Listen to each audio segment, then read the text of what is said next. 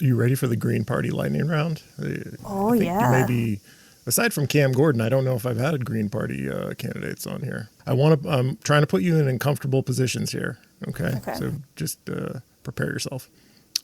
Who are you supporting for president this year?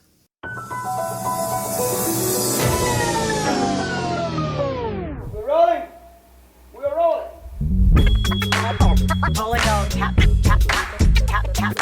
This is a real thing. Real thing.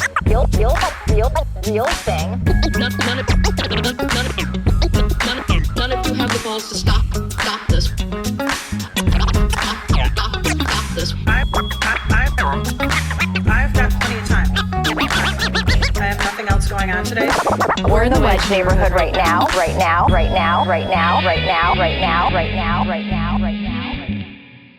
Might want to look into getting a sleep study done. I feel like everybody should at some point in their in adult lives. I'm afraid of what I would find if I had a sleep study done. What if they find that, you just need a CPAP machine and then suddenly you're like, wow, I can sleep all night, Yeah, I have a very messed up sleep schedule, and I don't know if I could ever do anything different. Then I would feel guilty if I'm not following doctor's orders to not look at my phone in bed. It would just throw my life into a tailspin if I had to go fix my sleep habits. Better to have a really messed up sleep habit than get it fixed, I say. It's that's your health, so I will let you drive that. I know for me, because I've taken a few medications and such that sometimes affect your sleep, and I'm like, if this makes it so that I can't sleep, it's not for me. Do you feel like you have it down? Do you have a really good sleep schedule? No. Oh. I struggle with chronic fatigue, so I frequently sleep 12 hours or more, and I'm trying to figure out how to limit that, or at least something that's kind of consistent that I can still work with. What time do you get to sleep at night? Do you have a regular time? Yeah, I regularly go to sleep at 11. If not, I start to wind down at 10. And left to my own devices, I can easily sleep until noon or 1 or 2. That's a very responsible and adult bedtime to have. And I'm not going to say what my bedtime can usually end up being. I respect all different sleep schedules. I'm a night owl. Let's begin the show. This is the Wedge Live podcast, and I have to apologize to listeners. It's been a while since we've had an episode, and I figure there's a lot of national politics going on, and you can take a month hiatus from me. You don't need the Wedge Live podcast every week, but we're coming back. I'm hoping to get a bunch of candidates lined up, and as our grand reopening of the Wedge Live podcast, we have Toya López, who is running in District 61A.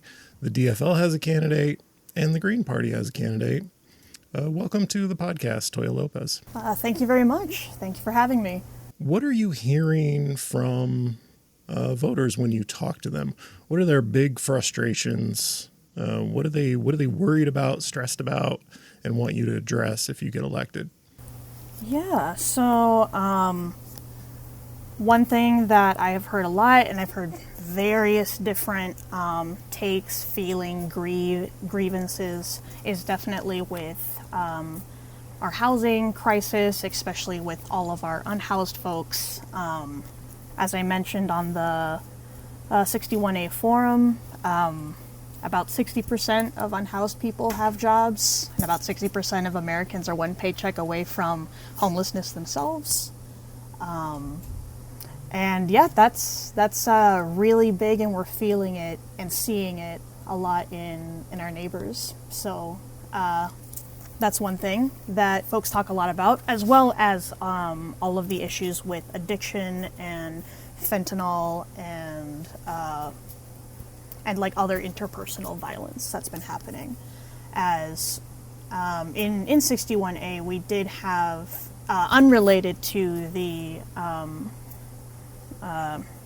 housing crisis. So the other issue I've heard is about public safety. We did have the two tragedies, the vehicular assault, which ended up in the death of a young teenage girl, as well as the shooting, which also left young people dead and injured. And I think it was in the same corner.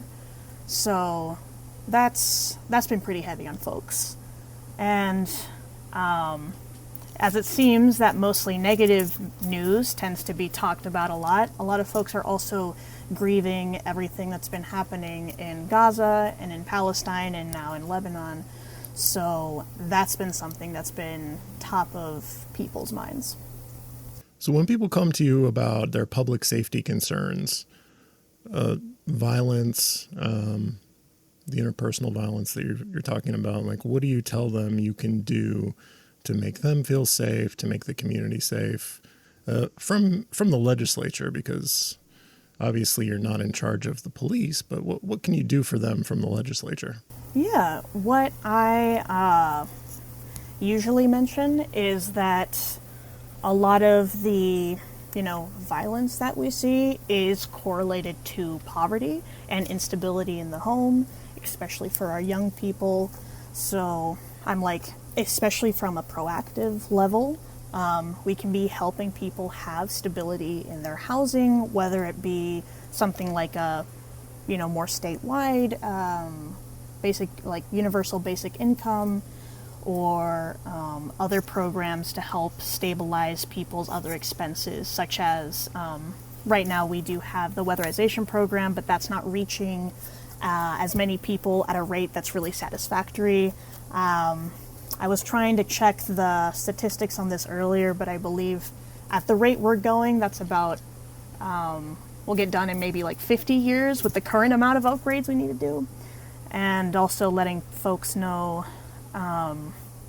outside of that proactive approach, we can also be using a lot more funding directly to community-based and culturally relevant care, as a lot of the de-escalation needed and a lot of what helps prevent crime, which when the MPD actually came to Elliott Park to talk to us about what was going on, they're like, a lot of it is community driven, and having people come together and have that funding for people to come together to find solutions for what we're seeing, because these are our neighbors. So do people ever bring up the police? Do people like, you need to send the city more money to fund more police? Do people say that? I have actually not heard that from a constituent yet, or from a neighbor yet. It's possible that I just happen to miss every house that is a solution people are talking about. But yeah. Let's talk about transportation and transit. Your answer resonated with me in a couple of ways. You said you had recently, maybe it wasn't recent, but you've been to Chicago and you were admiring their transit system, how frequent it was. And you also talked about sidewalks, either lack of sidewalks or poorly maintained winter sidewalks. Mm-hmm. And, did you fix the feedback issue? I think so. It was really throwing me off. I had my own voice in my head. Thank you for turning that down. It made me feel like I was losing my mind. All right. Let me know if it's still not working. I can probably switch to something else. For some reason, the port, I think, there's something going on with it. So. Now I won't sound dumb. Obviously, Frank Hornstein, big transit booster. What would you like to make happen at the legislature with regard to transit? Yeah, so what I am really excited to do that can be done sometimes I guess like exclusively, right, at the legislative level is transit between different municipalities as well as across different states. I am a big fan of high-speed rail. I am so excited for the train that's going up to Duluth, and also really looking at our freight and how to fix all of these ingrained, decades-old, almost century-old issues that we have baked into our mass transportation across the state. That's what I'm excited to do. And yeah, other than that, I am mostly just trying to be the best advocate, right, at the state level as possible, and using whatever soft power I have at the local level to ensure that more folks have that accessibility to both be on, right, the bus or the train or whatever transit option that we have available in the future here, as well as get to it, right, whether it be the sidewalks or other like micro transit between stations. So on the sidewalks, I think of that as a very like local, municipal, city public works issue. And so I'm wondering, is there a way from the legislature to help cities address their poorly maintained sidewalks, make it so cities that don't have sidewalks build those sidewalks? Yeah, so it is an ADA issue, right, with accessibility with our what we've been trying to do, what we can enforce, right, at the state level for folks with various abilities or disabilities, right, and is an issue across all of the different towns, right, and cities in Minnesota, not just Minneapolis, but we're also feeling it here. So I don't have a very specific bill or route in which I would like to take improving our sidewalks. However, I know that we definitely do have the jurisdiction to do something about this, at least from the ADA standpoint. So this was the initial question, and people should go and listen to the candidate forum. I thought it was very good, and I enjoyed that it was just 2 candidates, because often these candidate forums, just an unwieldy number of candidates, and like that it was 2 candidates. It was only an hour long, so you can get through it. So the first question was about candidates' top priorities, and both candidates chose housing answers. It wasn't a housing question, but both candidates gave housing answers. And you said you'd eliminate barriers to cities adopting rent control.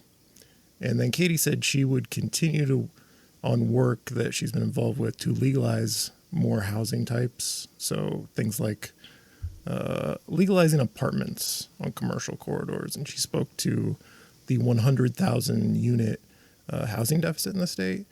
So you gave different answers, but that doesn't necessarily mean you both disagree. And so I just wanted to ask you, like, do you disagree with the kind of things Katie was talking about in terms of, legalizing more housing types statewide? No, I don't disagree with legalizing more housing types, as well as, seeing so much potential for our underutilized office spaces and such, as well as a strategy to help revitalize those areas, because you'll get more people there if there's more foot traffic, if more people live there, right? And I want to put a little note there that as we're working on this, we really have to make sure that we're not doing green gentrification, which usually happens when you let the old buildings, right, deteriorate and become unlivable, which is currently happening in Elliott Park, which is why I bring it up, and it's happening other places in 61A. And then essentially you're kicking those people out of their homes, and then you bulldoze everything and build a new one. That's not exactly sustainable, right? And is a huge issue for displacement of peoples and gentrification as well. So I don't disagree, and I anticipate, because we've seen this happen in other cities, could be used as an excuse to not be maintaining older buildings, especially older multifamily buildings and affordable housing, as we've seen with what happened with agate housing here in downtown. So yeah, I could talk a little bit more about that, but yeah. No, that's good. So revitalizing Minneapolis. So when I talked to the DFL candidates months ago, they had been hearing a lot from people about uptown and downtown and basically just revitalizing the commercial corridors.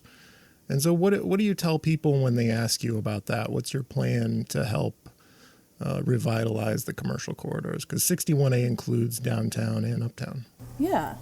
So, I like to take it in two directions. My favorite one is putting more resources, education funding into worker cooperatives and other types of like grocery cooperatives, bike cooperatives, other things, so that we're having shared ownership models for these new businesses that we're wanting to come in, right?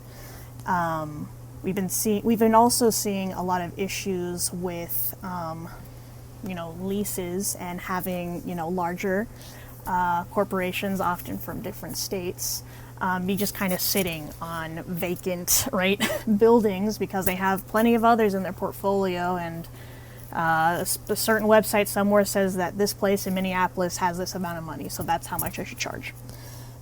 And definitely trying to keep that most of our ownership local and also accessible to people. So that's where I bring that whole cooperative angle to make that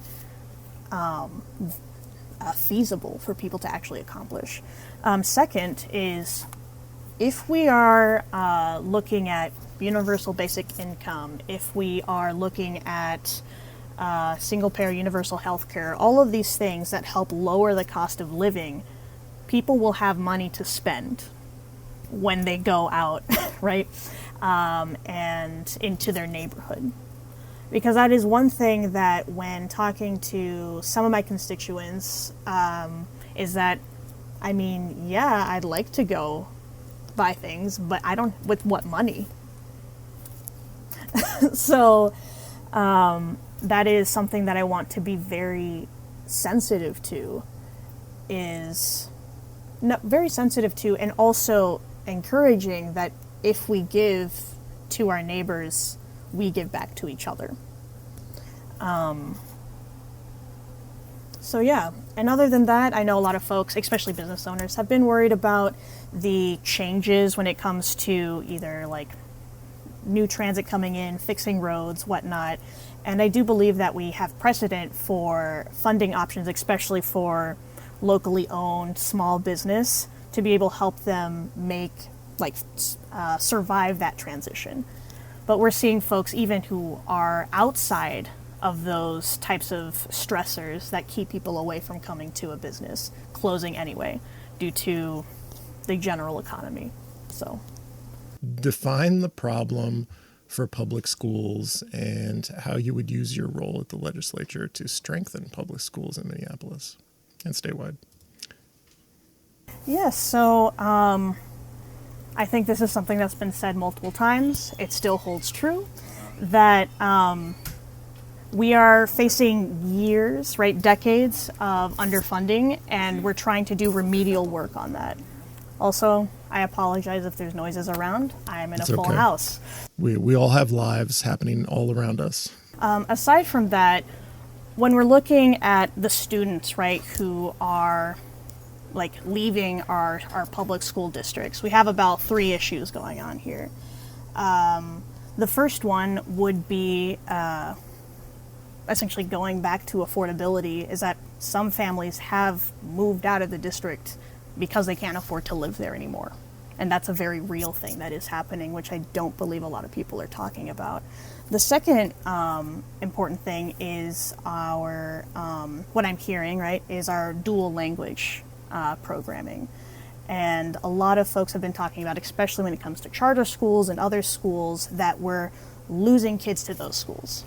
Now, a lot of that is because we're not specifically prioritizing our dual language programming and not emphasizing that for families, often retaining your culture or being able to educate kids with the language that they do have that's appropriate for their grade level. For instance, if you have, right, a 10-year-old and they speak Spanish, right, maybe their English level is at a kindergarten or first grade level, but all of their other skills are at the 5th grade level. So it doesn't really make that much sense if you're going to be holding them back entirely if they're not in a dual language program, right?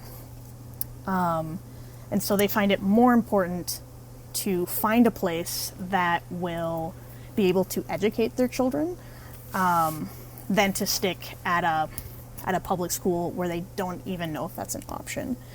And though we do have it as an option, I believe the wait times, especially for Spanish, is like, not that the wait times are super long, but like all of the classes are full. And I believe we've also lost educators to other schools and other districts because of cuts to funding specifically for that program. Some solutions that I see here is, I kind of want to pull up this guy. So different sources for funding. Here we have the levy question. I would like to ask people to vote yes on that. And we also have other sources in which schools are, I guess, not so much losing money, but we could do a better job as a public sector to help schools when it comes to like playgrounds. Can the park district help with that, right? They have specialists, they have funds and knowledge about how to like implement accessible, inclusive playgrounds, right? We also have building structure, right? How many of these buildings are, upgraded for efficiency? How many of them have solar? Because we know that solar energy is cheaper than coal and other options. And what are we looking at to decrease, right, the amount of stress that's put onto the school budget? So we're going to do a bio question. So can you tell me about a time you saw a problem and helped lead an effort to address the problem? Yeah, so do we have time for 2 answers to that? Yeah. All right. I'll do with something recently. So on 11th Avenue, there is an apartment building there that caught on fire, and it did result in 2 fatalities and everyone was displaced. So that is 1 street over from me. One of my neighbors literally texted me and was like, hey, I need you to come over here and do Spanish interpretation for us. So essentially at that point, I also corralled my own building, housemate, and we went over and we were probably out there until 5 a.m. trying to coordinate resources and a preliminary contact sheet for all of the neighbors who were getting displaced at that moment. And also, one of the things which I believe is a leadership opportunity that just about anyone can take, right, is that talking to people, asking them what they need at that moment, a lot of them were like, I need to use a restroom, right? Like, all the buildings are closed, it's like 2 a.m. And so essentially with a little bit of a walk, we had to do a detour because of course it was very, very on fire. There's a lot of smoke everywhere. Being able to take people back into my own apartment just so that they could use the restroom is hugely impactful to people at the time. After that, I was on the board of my neighborhood, the Elliott Park neighborhood board, and at this point I believe a lot of that work has been taken on by them, but originally it was 3 of us who started the initial outreach to make sure that people aren't being dropped between the Red Cross, which does very immediate, right, care, not really like stabilization type of work, and also trying to figure out what all the gaps are, right, like helping people get new clothes, right, how do we get people like new dishes and paperwork, passports, all this stuff. And now for the second thing, which I think is a bit more related to the work I hope to be doing, is that I was on the board of a nonprofit and their employees were unionizing due to like workplace conflict and like a toxic work culture as it was described at the time. And so for myself, because there was so much pushback at the leadership level, I was the vice chair at the time, and unnecessarily so, right? These seem to be very legitimate issues. I took it upon myself to both catalog or not catalog, but note down all of the complaints, make a report, and make sure that these things weren't being ignored or really pushed off so that people couldn't deny that they didn't know about what was going on later, which they still did anyway. I did get reprimanded for all my efforts, but such is life as a rebel rouser, I suppose. And yeah, just kind of seeing that I spend a lot of time looking at case studies, especially around corporate negligence and other such issues where they're like, all the signs were there. Why didn't the board do anything? And I'm like, I don't want to be that person. So yeah, just kind of raising the alarm there. So clarifying question for voters here. And so if you meet someone like, I'm undecided, Katie, Toya, I don't know, what's different about you? Tell me why you are better for this job, more suited to it than the DFL candidate. Yeah, I would say one of the glaring things would be that I'm in support of divestment from Israel. That's one thing that people very much care about, which is, I believe, not something that is currently supported by Katie, who is the DFL candidate. Also, when it comes to just like my own background, right, as a Latina, as a genderqueer person, as someone with disabilities, and a renter, I have more of that grounded, experienced viewpoint, perspective, that I do believe a lot of people are sick of, seeing detached, tone-deaf people in leadership that don't really reflect their own experiences or really know what's happening on the ground. And then from another standpoint, when it comes to our approaches to climate change specifically, so for all of the climate nerds out there, what I've seen is that a lot of my approach is very much based in environmental justice and climate justice, as well as shared ownership and inclusive financing, which I'm not seeing Katie, the current DFL candidate, champion. So,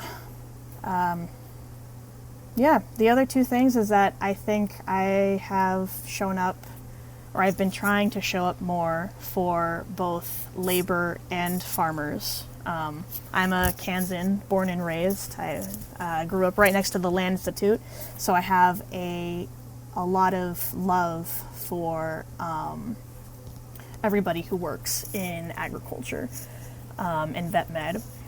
And I also have been trying to be more supportive of all of the folks who are unionizing or asking for more respect and social and political power in their workplace. As I was out picketing with folks next to the Lofton Hotel and First Avenue earlier. So, maybe Katie's out here doing these things too. That's great. I just maybe would like to hear about it more. So. Are you ready for the Green Party lightning round? Oh, I think yeah. Maybe, aside from Cam Gordon, I don't know if I've had Green Party candidates on here. I'm trying to put you in uncomfortable positions here. Okay. So just prepare yourself. Who are you supporting for president this year? Yeah, so I would say I'm kind of thinking about supporting third-party candidate, probably going to go with the Green Party, which makes a lot of sense. I, like many other voters, am pretty skeptical at the national level. I mostly work at a hyper-localist level when it comes to enacting tangible change. But, there's a lot of doom, a lot of gloom, so... We could do a whole episode on follow-up questions to this. Oh, yeah. But I'm not going to. Maybe next time, yeah. The second question in the lightning round is: will you caucus with the DFL if you're elected to the House? Yeah, if they'll accept me. Okay. I feel like I am I don't think it makes that much sense to be by myself, right? Caucus of one. Caucus of one. And if I am accepted, I believe that we have very similar, I hope, views on several different issues that I will be accepted in the DFL caucuses. So, Lightning round over. Green Party lightning round is over. Recommendations. This is the last question. What do you enjoy? What are you having fun doing? What makes you happy that you think other people should take up?